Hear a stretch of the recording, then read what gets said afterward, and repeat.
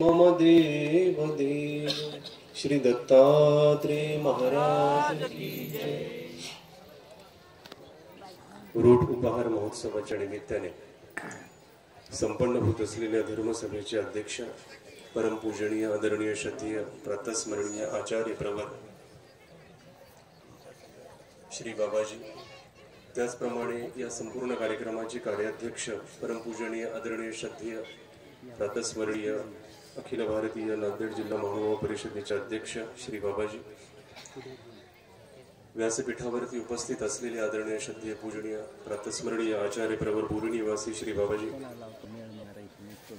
ज्यांच्या शुभकरकमलाद्वारे ध्वजारोहण संपन्न झालेलं आहे ते आदरणीय श्रद्धेय पूजनीय प्रातस्मरणीय उखळाई मंदिर हदगाव या मंदिराचे संचालक माझे स्नेही श्री योगी बापू, त्याचप्रमाणे आदरणीय श्रद्धेय पूजनीय प्रातस्मरणीय तपस्विनी घारडी निवासी श्री बाईजी, गेल्या 10 दिवसांपासून तुम्हा सर्वांना ज्ञानगंगेमध्ये स्नान करविणारे आदरणीय श्रद्धेय पूजनीय, ज्यांचं सुंदर असं निरूपण या ठिकाणी आपल्या सर्वांना श्रवण करायला मिळालेलं आहे ते माझे ज्येष्ठ गुरुबंधू श्री आलेगावकर बाबाजी, त्याचप्रमाणे आदरणीय श्रद्धेय पूजनीय माझे गुरुबंधू श्री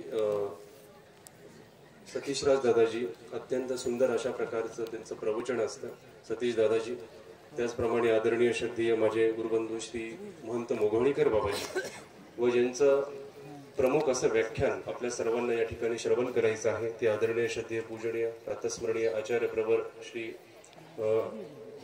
दुधगावकर बाबाजी व व्यासपीठावरती उपस्थित असलेली सर्व संत महंत तपस्विनी माता भगिनी व श्रद्धा अंतःकरणेने जमलेली सर्व भाविक भक्त बंधू आणि भगिनींनो, या संपूर्ण कार्यक्रमाचं आयोजन ज्यांनी केलेलं आहे प्रतिवर्षी जे करत असतात ते या कार्यक्रमाचे आयोजक आदरणीय श्रद्धेय तुम्हा सर्वांचं श्रद्धास्थान असलेले श्री गोविंदराज बाबाजी हुदुंडे व अंबाळी येथील सर्व आमचे पुजारी बांधव, सर्व या मंदिरातील सर्व ट्रस्टी सर्वांच्या या सहयोगातून हा कार्यक्रम संपन्न होत असतो।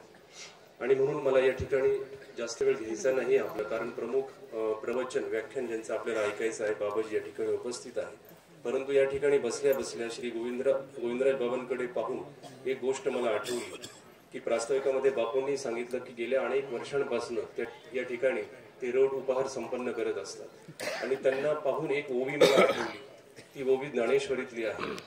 वाहुनी आपुली आन धरी जो अंतःकरण निश्चया साचपण जयाची।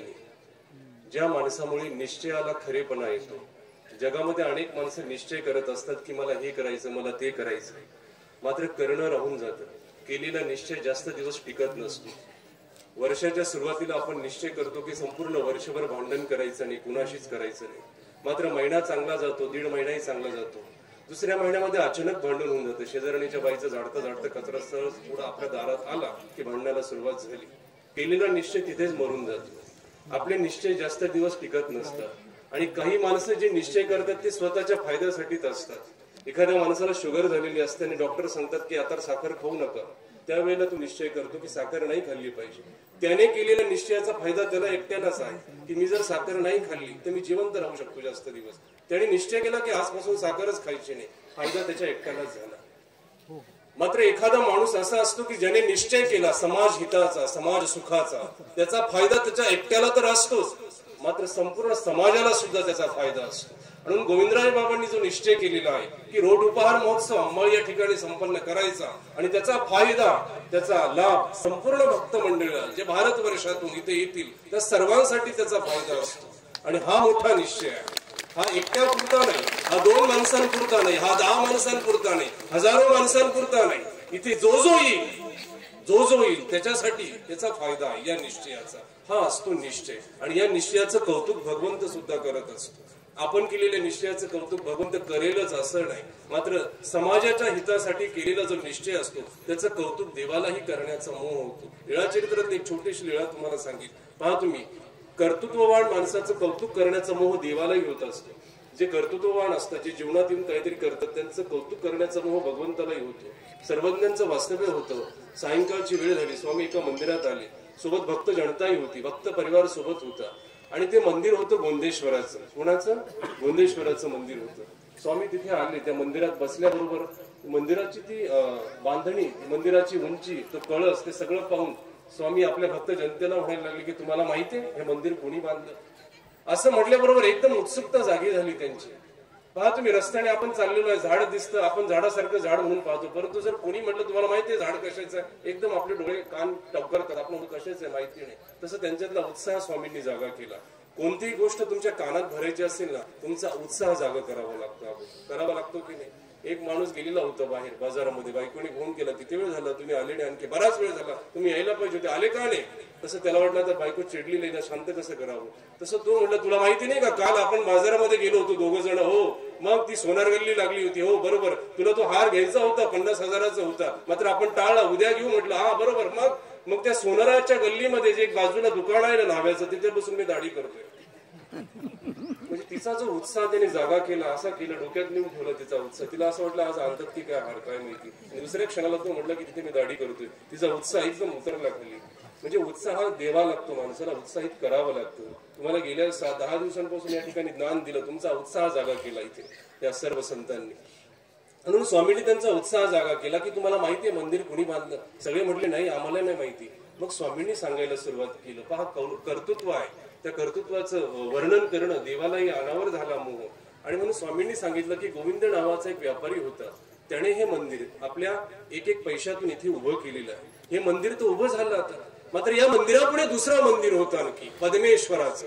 मग स्वामींनी त्या मंदिराकडे बोट केलं आणि विचारलं भक्त जनतांना की तुम्हाला माहितीये ते मंदिर कोणी बांधलं? सगळे म्हणले नाही, आम्हाला नाही माहिती. आता त्या मंदिराचा इतिहास स्वामी सांगायला लागले की ते मंदिर कोणी बांधलं आणि कशा पद्धतीने बांधलं. इथे निश्चय मोठा होता, तो मंदिर बांधण्यामध्ये निश्चय मोठा होता. घरात बसलेला मुलगा होता. स्वामी म्हटले की पद्मू नावाचा एक मुलगा होता, त्याचं नाव पद्मू होतं. अगदी काहीच न करणारा हा मुलगा, घरात बसून राहायचा, नुसता खायचा प्यायचा झोपायचा बसायचा. आंघोळ मात्र वेळेवर लागायचे, जेवण मात्र वेळेवर लागायचं, झोप मात्र वेळेवर लागायची. आहेत ना अशी मुलं आज घराघरामध्ये आहेत. काम कुठलंच नाही, काम कोणतंच करणार नाही, मात्र जेवण वेळेवर पाहिजे, झोप वेळेवर पाहिजे, सगळं वेळेवर लागतं. तसा हा मुलगा होता पद्मू नावाचा. हा बसला आंघोळीला, सकाळची वेळ होती, बसला. आता अगोदर पाणी टाकलेलं असेल थोडं गरम, त्याला आणखी पाणी पाहिजे होतं. त्याने डोक्याला मस्तपैकी आजच्या भाषेत जसं आपण शॅम्पू लावतो ना, त्या काळातला तो पदार्थ त्याने डोक्याला लावला, असं कस कस कस डोकं चोळलं. आता पाणीच कमी पडलं भांड्यामध्ये. तसं तो वहिनीला आवाज द्यायला नाही, वहिनी आता पाणी आण ना लवकर, किती वेळ झाला मी आंघोळ करतोय, तू पाणी का आणत नाही? तिने दुर्लक्ष केलं. ती वहिनी सुद्धा त्याच्याकडे दुर्लक्ष करत होती. पहा तुम्ही, घरात त्याच माणसाचं ऐकून घेतलं जातं ज्याच्याकडे कर्तृत्व आहे. समाजामध्ये त्याच माणसाचं ऐकून घेतलं जातं ज्याच्याकडे योग्यता आहे. बाकी बिना योग्यतेच्या माणसाचं कुणीच ऐकत नसतं. कुणीच ऐकतं का? 5 वर्षानंतर जेव्हा आमदार खाली उतरतात ना खुर्चीच्या, जेव्हा निवडून आलेले नसतात, तेव्हा त्यांनी आवाज जरी दिले ना लोकांना, ए अरे इकडे ना, कुणीच पाहत. मात्र जोपर्यंत ते खुर्चीवर असतात ना, अगदी थोडा सुद्धा आवाज दिला की 10 लोक पळत येतात. याला म्हणतात कर्तृत्व आणि योग्यता. ती आवाज देत होता, वहिनी याला पाणी आण, ती पाहतच नव्हती. मग आईला चिड आली. आई म्हटली, अरे काय सारखं पाणी पाणी करतोय, एवढी काय तुला घाई झाली? तुला काय गोंदेश्वरा पुढे पद्मेश्वर उभा करायचा आहे का? तुला काय मंदिर बांधायचं? एवढा चालला उतावळीपणा करायला, एवढी काय घाई झाली? त्या आईच्या एका शब्दाने त्याच्या आत्मसन्मानाला ठेच लागली. तसाच उठला, अंघोळ करता करताच उठला, डोकं तसंच खरकट होतं, तसाच घराच्या बाहेर निघाला, बिना पाण्याचा बिना जेवणाचा तसाच गेला. स्वामी सांगतात विदेशात गेला, खूप काम केलं, कष्ट केले, खूप कष्ट केले. त्यांनी पैसे जमवले, 1-1 रुपया जमवला आणि इथे येऊन त्याने त्या गोंदेश्वराच्या मंदिरापुढे, आपल्या त्या गोंदेश्वराच्या मंदिरापुढे सुंदर असं मंदिर उभं केलं. खूप सुंदर असं मंदिर झालं. आता उद्घाटन सोहळा ठरला, सगळे लोक आले, सगळी माणसं जमा झाली, उद्घाटन सोहळा संपन्न झाला. आणि मग हा पद्मू नावाचा होताना तो आईकडे गेला, आईला हाताला धरलं, वहिनीला म्हटलं चला आता मला आंघोळ घाला. केला की नाही गोंदेश्वरा पुढे पद्मेश्वर उभा, आता मला आंघोळ घाला. याला स्वामी वर्णन करतात की अभिमान असावा तर असा असावा, ज्या अभिमानामुळे सुद्धा अनेकांचं भलं व्हावं, असा अभिमान जीवनात असावा. आपल्या अभिमानामुळे कुणाचंच भलं होत नसतं. आपण अभिमानात उगाच वावरत असतो, ज्याच्यात भलं कुणाचंच नसतं. मात्र निश्चय सुद्धा असा असावा की ज्या निश्चयाने अनेकांचं भलं व्हावं, अनेकांचं चांगलं व्हावं, असा निश्चय जो करतो तो देवाला आवडत असतो. आणि म्हणून वाहून आपुली आण धरी जो अंतःकरण, निश्चया साचपण जयाचेनी. जो स्वतःच्या मनाला शपथ घालून, जो निश्चय करतो ना, स्वतःच्या मनाला शपथ घालून की नाही ही गोष्ट मला करायची म्हणजे करायची, तू केल्याशिवाय राहत नाही. म्हणून मनाला शपथ घालून आदरणीय गोविंदराव बाबांनी गेल्या अनेक वर्षांपासून या ठिकाणी रोड उपार करायचा म्हणजे करायचा हा जो निश्चय केला ना, त्या निश्चयाचं आज हे फळ आहे की इतक्या मोठ्या लोकसंख्येने आपण या ठिकाणी जमलेलो आहोत.